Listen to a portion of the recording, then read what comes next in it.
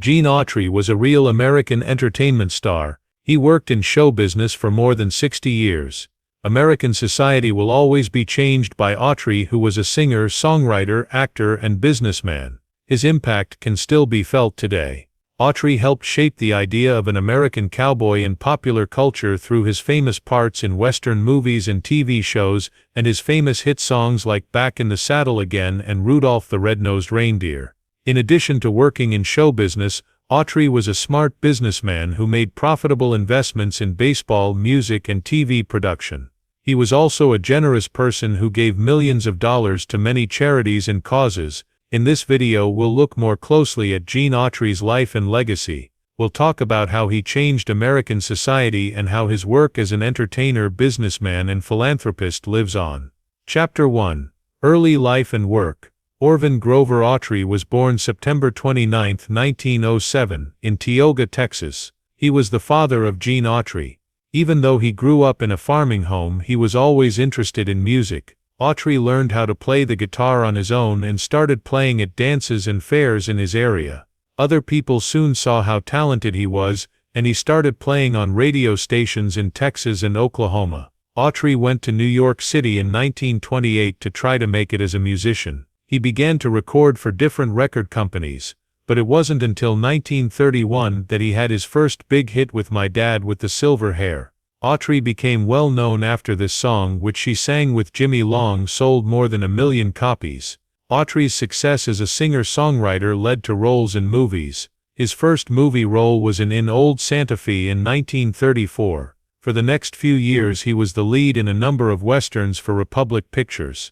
Autry quickly became one of Hollywood's biggest stars after his movies became huge hits. The 1930s and 1940s were more of the same for Autry.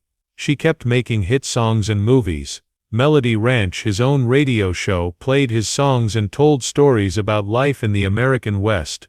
By the 1950s, Autry had become a real entertainment star and his fame had only grown from there. Even though he did well, Autry never forgot where he came from.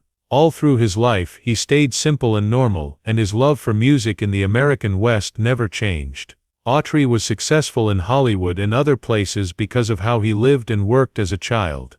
Two big names in Hollywood. Gene Autry got his start in Hollywood movies after being successful as a recording artist and radio show. In 1934 he made a deal with Republic Pictures. Over the next few years he was in a string of hit westerns that made him one of the biggest stars in Hollywood. Autry's movies often stuck to a tried-and-true pattern. He was a singing cowboy who came into town on horseback to save the day. The movies were straightforward and easy, but they spoke to people who needed a hero to believe in during the hard times of the Great Depression and World War II.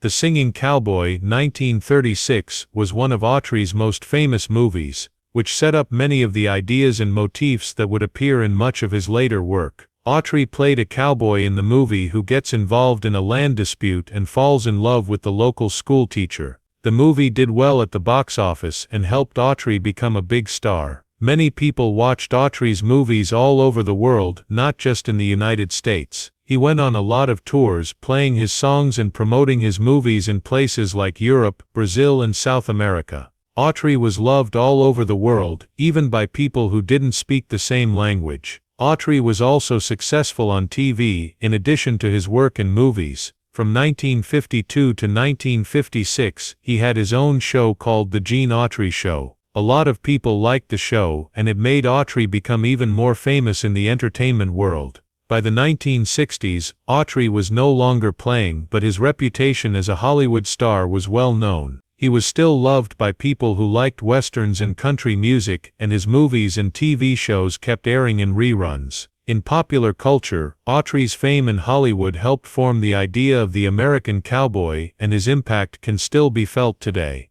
Chapter 3 is about starting a business. Gene Autry was a great performer, but he was also very good at running a business. Early on, he saw how valuable his name and image could be, and he used his money and power to start a number of businesses that did well. Putting money into the California Angels baseball team was one of Autry's biggest bets. In 1960, he and some other businessmen bought the team, which was having a hard time. From 1961 on, Autry owned the team by himself and worked hard to make it a successful business. While Autry owned it, the Angels made the playoffs for the first time in 1979, and from then on they were always a strong team in the American League. Autry also did well in the music business. They named their business Gene Autry Music after him. It was started by him in 1942. The business had the rights to a lot of Autry's hit songs and other artists' music as well. Autry set up Challenge Records in 1952,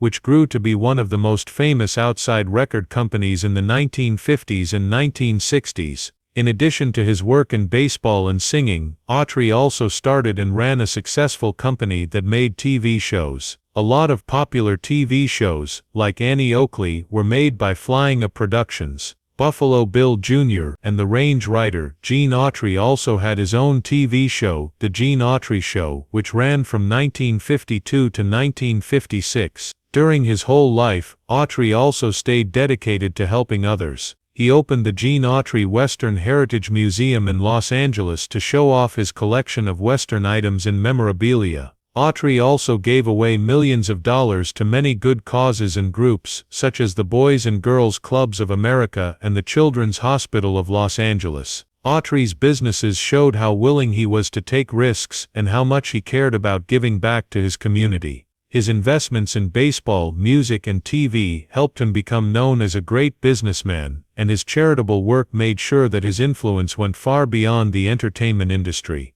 Chapter 4 is about legacy and impact. Gene Autry died on October 2, 1998. He was 91 years old. Fans who had grown up with his songs, movies, and TV shows were very sad when he died. Autry had a big effect on American society, and people still talked about him years after he died. Many country and Western artists still use Autry's singing and writing styles as inspiration in their own work. Back in the Saddle Again and Rudolph the Red-Nosed Reindeer are two of his well-known and loved songs that are played on the radio and at holiday parties every year. As an actor, Autry helped make the public picture of the American cowboy what it is today. Through his movies and TV shows, he portrayed the cowboy in a heroic and good light, which has become a lasting sign of American values and ideals. It was also important for Autry to have an effect on business. He was a pioneer in the entertainment business, and he used his success as an entertainer to start businesses in sports, music, and TV that did well. He gave millions of dollars to charities and causes during his time, which is also an important part of his legacy.